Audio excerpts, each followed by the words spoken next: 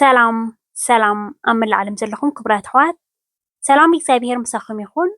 ናይ ሎም መዓልቲ መደበይ እምበኣር ክትፈትውዎ ተስፋ እንዳገበርኩ ቅድሚ ናኡ እምበለይ ግን እቶም ሓደሽኣ ዘለኹም ላይክ ሳብስክራይብ ከምኡ እንዳገበርኩም ናይ ቻነል ቤተሰብ ክትኮኑ ብክብሪ ዕድመኩም። እቶም ምሳይ ፀናኹም ከዓ ከም ቀደምኩም ምትብባዕኹም ኣይፈለየኒ። እዚ ቪድዮ ብላይክ ጀምሮ። ናይ ሎም መዓልቲ መደበይ እምበኣር ናይ ዓመታዊ ክብረ በዓል ቅዱስ ሚንኪኤል ሕዳር ናይ ኣውደ ዓመት ሒዘልኩም መፅየ ዘለኹ። ርሑስ ኣውደ ዓመት ጸሎቱ በረከቱ ናይ ሊቀ መላእኽቲ ቅዱስ ሚንኪኤል ካብ ክፉእ ዘበለ ይሓልወና። ዝተባረኸን ዝተቐደሰን ኣውደ ዓመት ይግበረልና። ከምዚ ንዓመታ ብሰላምን ብፍቕርን የፅንሐና። ክቡራት ኣሕዋተይ ኣዝዩ ደስ ዝብለካ ፅቡቕ ዝኾነ ኣውደ ዓመት ኢና የሕሊፍናዮ። ትማሊ እዩ ነይሩ መዓልቱ ትማሊ ብኣዝዩ ደስ ዝብል ፅቡቕ ኣሕሊፍናዮ። ሎማዓንቲ ከዓ ንዘም ኣሕዋተይ እስኪ በቲ ቀዳመ ሰንበቲ ከዓ ናይ ፅባሐ ሚንካኤል ከዓ ሒዘልኩም መፅየ ኣለኹ ናይ ኣውደ ዓመት ማለት እዩ። ናይ ትማሊ ሰሪሐልኩም ኣለኹ ቪድዮ ሒዘልኩም ክመፅእ እየ። ምክንያቱ ምሲላት ንትማሊ ኣይሰደድክዋን እየ። እዚኣ ከዓ ሓዳሽ ናይ ፅባሕ ኣውደ ዓመት ማለት እዩ። እንታይ እዩ ዝበሃል ንግደታት ናይ ዓድና ክኾን ከሎ ናይ ወለደና ዝበሃል ኣሎ ማለት እዩ። ከምዚ እንዳገበርካ ኣዝዩ ክንድተን ወሓላሉ ኣዴታትና እኳ ክንደይ ናይ ከይንመፅእ ካብ ባሕርሲ ብጭልፋ ዝበሃል ኣሎ ንእሽተይ ነገር ማለት እዩ። እምበር ኣዴታትና ዕጡቃት እየን። ኣውደ ዓመታት ክኾን ከሎ ዝተፈላለየ ማለት እዩ። ኣዝዩ ፅቡቅ ገይረን እየን ዝሕልፎ። ንሕና ከዓ ኣብ ስደት ከይድና ብዓቕምና ሽምዓና ውላዕ ኣቢልና ቡናና ግብረ ኣቢልና ስሙ ክንዝክር ከለና ከዓ በረከት ንረክብ ማለት እዩ። ንካፈል ብዝኾነ ከም ትሪእዎ ዘለኹም ባህላዊ ጥሕሎ እያ ዘላ። ናይ ፅባሕ ኣውደ ዓመት ናይ ሚንኪኤል ሕዳር ማለት እዩ። ጥሕሎ ብጣዕሚ ኣዝዩ ፅቡቕ ዝኾነ ጥሕሎ በዚ ከዓ ስዋ ጉዕሽ ከዓ ማለት እዩ። ስዋ ጉዕሽ ኣዝዩ ፅቡቕ ዝኾነ ኣሰራርሓ ናይ ስዋ እንተደሊኽን ፅራይ እንተደሊኽን ስዋ ጉዕሽ እንተደሊኽን ናይ ቅጥስ ዝበለ እንተደሊኽን ናይ ድንጉይ ዝበለ ብዙሕ ቪድዮታት ሰሪሐ ኣለኹ ክትሪኦ ትኽእላ ኢኽን። ዝኾነ በዓላትና ክኾን ከሎ ከዓ በቲ ኣመኽኒና ንዓና ንሰቲ በቲ ከዓ በዓላትና ከዓ ነኽብር ማለት እዩ። ክቡራት ኣሕዋተይ ብዝኾነ ሊቀ መላእኽቲ ካብ ክፉእ ዘበለ ይሓልወና። በቃ ክንፉ ይዘርግሓልና። ጸሎቱ በረከቱ ምስ ኩላትና ኣብ ምእታና ኣብ ምውፃእና ምሳና ይኹን ንኩላትና። ክቡራት ኣሕዋተይ ከምዚ ትሪእዎ ዘለኹም ጥሕለና ተዳልያላ ሬዲ ኮይና ማለት እዩ። ሕጂ ውዒት እያ ዘላ እዛ ፀብሒ ኣብኣ ከላ ሕጂ እንታይ ዝበሃል ክገብራ እየ። ምክንያቱ ኣዴታትና ልክዕ ሬዲ ኮይና ሻዕ ምስ ተሰርሐት ኣብኣ ከላ ብውዒታ እየን ዝገብርኣ። ከምዚ ክዝሕል የብሉ እንተዝሒሉ እቲ ናሃቱ ቅብኣት ጠስሚ መቸም ብጠስሚ ብድልክ እንዳገበርካ ብስነ ስርዓት እያ ከም ማንም ፀብሒ ኮነትን እያ ናይ ጥሕሎ ክትሰርሕ ከለኻ። ሕጂ እዚኣ መኽደና ምንታን ንታ እንታይ ዝበሃል ከየበላሸወና ብውዒ ከሎ ንኽድነት ኮይና ፃዕዳ ዝነበረት መኽደኒኡ ከምዚ ናብ ብጫ ስለ ዝኸውን ብናይ መኽደን ድስቲ ጌርና ክድን ክነብሎ ንክእል ኣለና ማለት እዩ።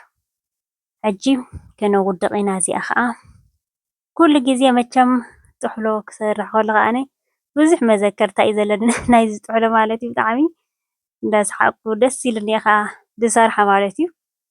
ከምዛ ትሪእዋ ዘለኹም ግብረ ኣቢልና ከዓ ኖርማል እያ።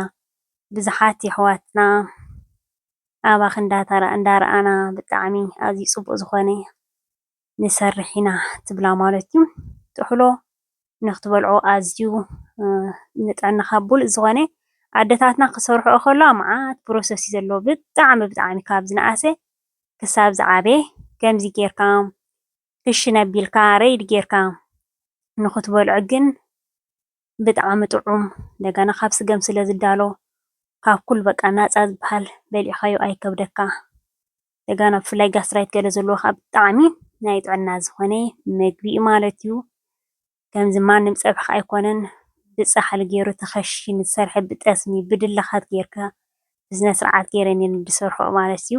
ሕጂ እቲ መሳርሒ ኣብ ገዛና ኣዳሊና ተፀኒሕና ከዓ ከምዚ ቀዳም ሰንበት ዕረፍትና ክኾን ከሎ ናይ ዕረፍትታት ግዜና ወይ ኣውደ ዓመታት ክኾን ከሎ ከዓ ክንጥቀመሉ ንኽእል ኢና። ሕጂ እቲ ቪድዮ ምንታይ ንኸይነውሓኩም ንእሽተይ ናይ ኣውደ ዓመት እየ ሰላም ክብለኩም መፅየ ማለት እዩ። ንኹሉ ኣውዲቐ ከዓ ወዲእ ኣለኹ። ሕጂ እዚኣ ብዙሓት ኣሕዋቲኽን ድሮ ትጠስምሲ ፀለል እዩ ዝነበረስ ከማን ሰትይዎ። እዚኣ ሱልጆ እያ ትበሃል። ከመይ ጌርኪ ክትሰርሕያ ኢልክን ተሓቲኽን ሒዘልክን ክመፅእ እየ ካልኣይ ግዜ ክደግመልኩም። ምክንያቱ ብዙሓት ሓደሽቲ ኢኹም ትኣትዉ ዘለኹም ኣሎ ዝሰራሕክዎ ዋላ ኣሰራርሕኡ ብጥሕኒ ጌርካ እያ ትስራሕ ወይ ከዓ ብጥሕኒ ብርጉኦ ጌርና ክንሰርሖ ንኽእል ኢና። ፃዕዳ ሽጉርትታት ክብረ ኣቢልና እንደገና ከዓ ብብራሕ እዚ ብሑቓን ጌርካ ከዓ ይስራሕ እዩ ማለት እዩ። ንዕኡ ከም መዝሓሊ እየን ዝጥቀማሉ። ስለዚ ከምዚ ኣግብር ኣቢልና ኣዝዩ ፅቡቅ ዝኾነ ኣውደ ዓመት ኢና ሓሊፍና። ሕጂ ከዓ ስዋ ከዓ ከነብል ኢና ማለት እዩ። ክቡራት ኣሕዋተይ ኩሉ ግዜ ኣውደ ዓመት ተዝኸውን ኢኻ ትብል ብጣዕሚ በዚ ባህላዊ ስዋና ስዋ ጉዕሽ ናይ ዳጉሻ ማለት እዩ። በዚ ከዓ ከም ትሪእዎ ዘለኹም ሕጂ ኣነ ከምዚ ብፍላይ ጥሕሎ ክሰርሕ ከለኹ ትሪኡኒ ኢኹም ሓደ ሓደ ግዜ ከምዚ በቢዓይነቱ ምግብታት የዳልየ ግን ኣይብላዕን በቃ። ምክንያቱ እታ ፀብሒ ናይ ጥሕሎ ኣብ ፃሕሊ ገይረ ሕርድ ዝበለት ክትጥዕመዓት እያ። ጥሕሎ በሊዕኻስ ካልእ ወስኽስ ኣይመፀካን እዩ።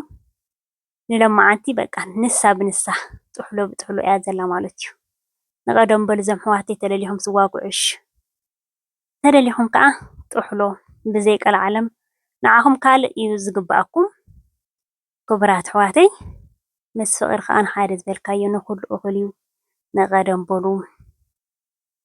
ሕጂ እምበኣር ብስነ ስርዓት ፀሎትና ጌርና ክሳብ ንምገቦ ኣነ ከዓ ንእሽተይ ከዓኒ ከጥዕማ እየ ማለት እዩ። እምበር ብስነ ስርዓት ኢና ፀሎትና ጌርና ክንምገቦ ማለት እዩ።